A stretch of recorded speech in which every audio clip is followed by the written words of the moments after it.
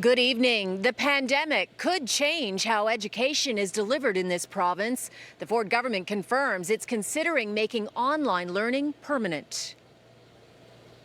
We're trying to mitigate learning loss. I think we're trying to understand how can we use the strengths of online learning either as a backstop or as a primary choice. Up to 25% of Ontario students have opted for online learning only during the pandemic, while the majority of high school students have a combination of online and in-school classes. The education minister says the government is in the consultation phase to see if and how it could be incorporated into future school years. So we're going to continue to consult, and we'll release the decision in the coming weeks once that is done.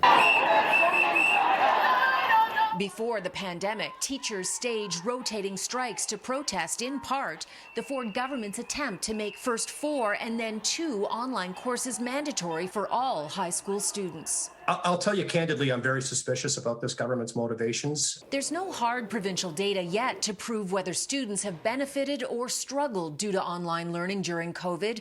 OSSTF President Harvey Bishop maintains very few would see an improvement in learning. For the vast majority of students, nothing is better than face-to-face learning, than having the supports of educators right there with them.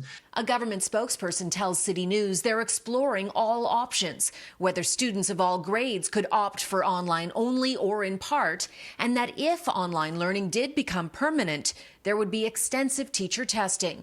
Yesterday's provincial budget earmarked $40 million for remote learning, which the education minister insists will not be mandatory. I also believe parents will make the best decisions for their children. Now, as for the situation in schools today, according to government data, 21% of schools in the province have an active COVID case. 43 or 0.89% are closed. But that does not include Thunder Bay and Sudbury, where all schools have been closed due to high community spread.